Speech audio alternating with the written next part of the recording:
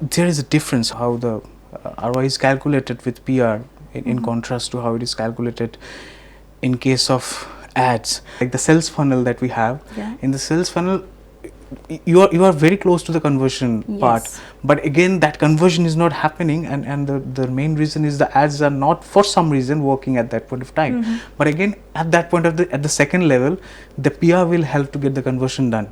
Most small brands often assume that PR is for big companies, big brands. In your experience, how realistic is it for startups or even MSMEs to actually go for PR effectively? When I say Deepinder Goyal, for example, you instantaneously you think about Eternal or the Zomato or the Blinkit. So this human connection actually helps to create a lot of trust towards the brand, because when you see a person, when you see him speaking, when you see him delivering different kind of like when he's visible in front of you, so that is actually making the brand a lot more credible.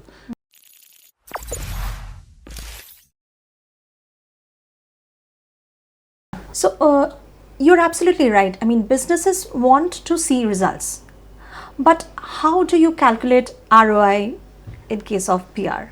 That's something very tricky, because ads are measurable as results. How does it happen with PR?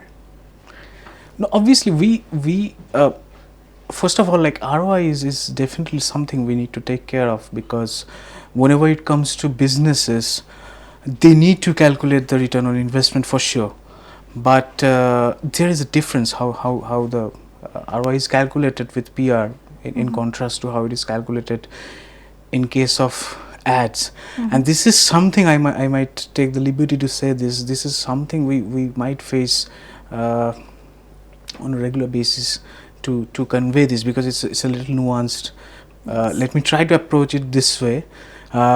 If you analyze how exactly the ROI for ad works, so it's basically an expense, and with the expense you try to measure the ROI in terms of the sales actually that is getting generated. That sales obviously is getting translated into the revenue, and the revenue is actually contributing to the overall valuation and everything of the brand. So that is the path in which the advertisement component of the marketing activity contributes towards the valuation of the brand, or maybe overall brand itself. Now for the PR, actually, since it is not a sales oriented activity per se, that is the reason why we cannot calculate in this mode. The calculation happens in a bit different way. Let's get back to our previous example, like what I was mentioning with the Meta, for example. Like it was valuation of having 20 billion, right? So that valuation is basically an intangible asset, and that valuation is also contributing towards the overall market cap of the brand. So it is not contributing through sales, but it's contributing throughout the brand building and the credibility that the brand is having. And that is actually altogether contributing towards the valuation of the brand itself. Now I do understand in some cases client must argue that, like, look, valuation is a what I can say is a subjective thing, right? That is, there are various ways in which the valuations are being calculated, and maybe we are not in the situation where valuation matters much. We are a bootstrap company. We don't have any intention to go public. So even in that case, the component of goodwill is still there. When you are investing in PR for your brand, you are actually generating the trust. And with that trust, it may not be directly contributing towards the sales, but going forward, again, going back to my other example that I was talking about, like, let's say you're buying a Bluetooth headphone, maybe the ad is not working at that point of time. Then again, at the second level, if you consider the sales funnel that we have, in the sales funnel, you are very close to the conversion part, but again that conversion is not happening, and the main reason is the ads are not for some reason working at that point of time. But again, at that point of at the second level, the PR will help to get the conversion done, because they are possibly, like, the lack of trust the buyer the buyer, in case it was you in the example. So you are looking for some trust, which brand I will actually go for. Yeah. That was your question. So there comes the PR. So it's a bit indirect, so you cannot calculate in a very crisp manner exactly how the PR contributed towards the sales, but it does in an indirect manner. Since we are talking about ROIs and towards PR expenses, most small brands often assume that PR is for big companies, big brands. In your experience, how realistic is it for startups or even MSMEs to actually go for PR effectively? They definitely should go for it. There is no stigma or there is no rule as such that the small brands cannot or should not go for PR. The only thing I would like to mention here, and that's very important, that when the brand is small, they are in the process of building their perception, and they're in a very early stage. So it's a very opportune moment for them to build the brand in the long term. So precisely what I'm trying to say is, when they're in a stage where a lot of business scopes are yet to be achieved, a lot of valuations are yet to be achieved. At that stage, if they have a clear goal, if they have a clear vision in terms of how they want to be positioned in the eyes of the stakeholders and the customers, then they can have a very persistent PR plan, PR strategy with which they can stick to, and that will eventually lead to a very strong PR going forward, and that will obviously contribute to them in the long term. All right. So yeah. So you're saying that even small businesses, bootstraps agencies, the new age businesses, they can also leverage upon the value of. Absolutely, why not? PR is ultimately, like, it's a marketing tool, a specific marketing tool. It is there to be used. Right. So there is no such rule that only the big boys in the house can only use that.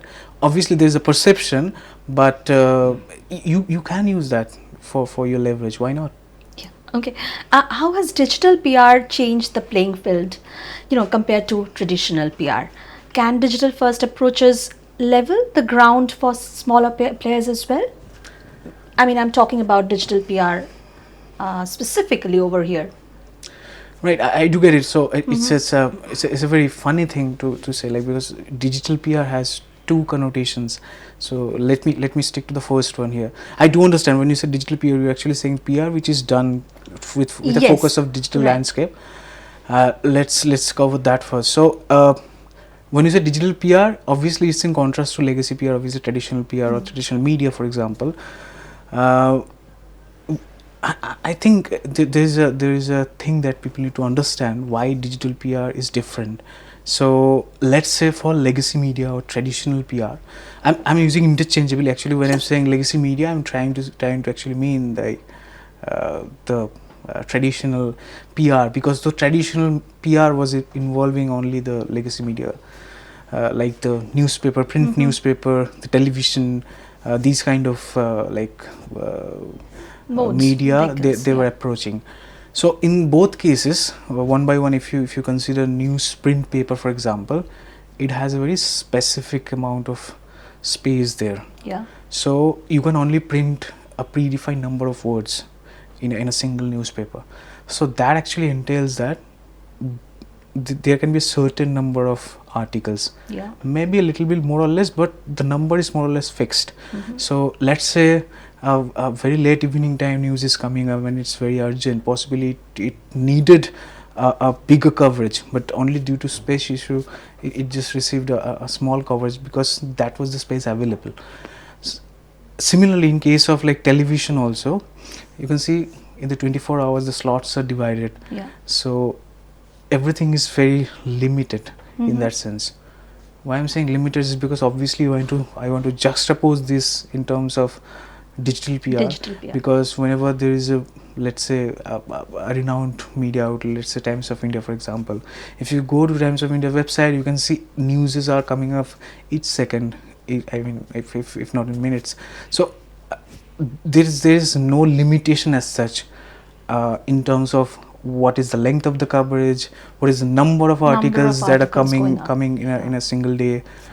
Also, if you contrast like the television with the maybe the social medias like YouTube, Facebook, these kind of things where one can host the audiovisual media, so they can also feel the freedom of the digital space where they do not have the limitation of only certain amount of slots within which they can only have to accommodate. So obviously with this kind of freedom, actually there comes a lot of scope, lot of level playing field, as you were saying, because if we only have to work within a certain constraints, obviously we need to only prioritize certain kind of news, certain kind of things. But when you have like these kind of limitations are not there, you have at least the scope to cater to all kind of news that are deserving there. So definitely digital PR is something that is helping a lot of brands which possibly wouldn't have made it in the legacy media, not because of not having enough news value or brand value, but just because of this kind of constraints that is there. I would like to add about the second part that I was telling, like the digital PR. I told you like there is a second connotation of the digital PR. So this is basically a bit from the SEO perspective. So this is not a communication perspective.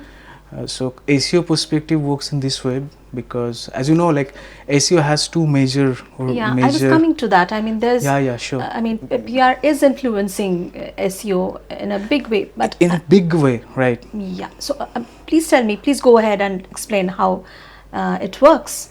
I mean, obviously, like the way PR is getting, like PR and SEO are is what I can say is connected, or maybe the way these are related. It's just very interesting.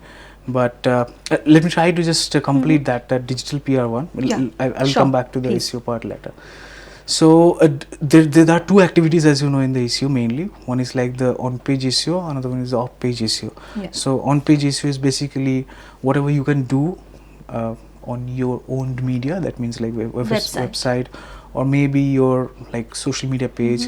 How you are exactly aligning different elements in the HTML format specifically. And off-page is obviously something that you are doing behind your site, just to make sure that the Google is providing more resource in terms of crawl timing, because you know like Google actually crawls different websites. So digital PR in SEO actually means using the PR strategies to acquire the link building activity, which is falling under the off-page SEO part. So there what happens is, let's say a brand actually they come up with different kind of surveys, different kind of data points. Those might interest the journalist, but in the normal way of doing PR, normally links are not included, because links are considered to be a call to action, which is basically a feature for the advertorials. So that is the reason why normal PR articles do not actually have any kind of backlinks per se. But in this case, I mean, it's an innovation actually how it works. So we actually come up with certain news angles, story angles, and data points about which the journalist might be interested, and we actually after creating that collateral or the material, we actually reach out to the relevant journalist, and they write a very generic story, not a very specific to the brand, but the link back to the resource that we have created just as a reference, and that reference is what we need in the SEO. So this is also called the digital PR, but the scope is a bit different. That is pursued from the SEO community altogether. So a lot of time these are also getting confused, like when you're saying digital PR, what exactly it is. So I just utilize the scope to disambiguate these two. Saikat, I'm very curious to know about personal branding, which is something emphasized nowadays alongside corporate communications in PR. Why has personal branding become non-negotiable for founders and leaders from PR point of view? Yeah, fair point, because it's indeed something that is getting used a lot, and there's definitely reasons for that. Just to give you a perspective of how personal branding contribute towards the equity of the brand itself, you can see the underlying psychology of the consumers. Let's say you want to buy a flower vase or something and you're familiar with the brand, but if I ask you what exactly you feel about when I say about the brand, uh, what I try to mean is there's no human association actually there normally happens. But let's say, for example, nowadays where we are celebrating startup culture a lot, and rightly so, when I say Deepinder Goyal, for example, you instantaneously you think about Eternal or the Zomato or the Blinkit. So this human connection actually helps to create a lot of trust towards the brand, because when you see a person, when you see him speaking, when you see him uh, uh, delivering different kind of like when he's visible in front of you, so that is actually making the brand a lot more credible in comparison to a brand where that is absent. So definitely in PR, personal branding has become a very widely used nowadays, and a lot of credit goes to the feasibility part, because previously the scope of doing personal branding was much less. A quick example might illustrate this. Let's say, for just go back to like 10 years, podcast was not that much popular, but there was other avenues through which personal branding could have been done at that point of time. But the kind of scope, the kind of opportunity we are having, for example, in form of a podcast. So you are obviously an agency owner, the dimensions, but when people think about your agency, when they see you as the face, as the owner or the founder, and obviously podcast is a very good what I can say vehicle or opportunity, or it can be used in a very innovative way to like have the personal branding established. So these kind of opportunities were not present previously, but now it is. Like podcasts, there are a lot of other things where we can position the founder or the key figure of the company and as a thought leader, or maybe as a speaker somewhere, where they will be visible somewhere. And people, when they are in very much contact with when I contact, I mean they're able to see, they virtually can able to access the founder. There happens to be a kind of trust that is getting developed. So that actually is having a very like intense value in terms of like branding. So personal branding, a strong yes. Okay. I'm also very tempted to ask you one more question that probably is not on my questionnaire, but let me Sure, go ahead. ask you. I mean, has AI, LLM, all these things affected PR, and how? Because it has influenced in a big way how digital marketing is being done. Right. How things have changed for better, or how does it look now? No, I carefully will choose my word, and I will not say it affected as you have questioned, because obviously in different sectors the word might be appropriate. For example, in the IT sector, and where the automation is something at the very basic level, a lot of works related to automation have been taken over by AI. That is very relevant there, because really it has affected for sure. In case of PR, what I think is it only has augmented, and it will continue to do so. In fact, there is an interesting point how LLM and PR has established a new kind of relationship. It has like to understand this, let me try to come up with the idea how LLM actually works. So as you know, it's a kind of repository of all of it. There is a lot of information there, and from there it actually tries to simulate some pattern. Right. Depending upon the association of different words. Now this particular knowledge base, we normally use it as a static, but in order to have it dynamic, we need to incorporate the functionality of the search engines. Like what I'm trying to say is basically LLM is basically a model where there should be a repository of information, from where it will have the pattern recognition, things will work, and it will generate the content out of it. But that static nature is getting changed. As you know, ChatGPT previously was not having the search functionality inside it.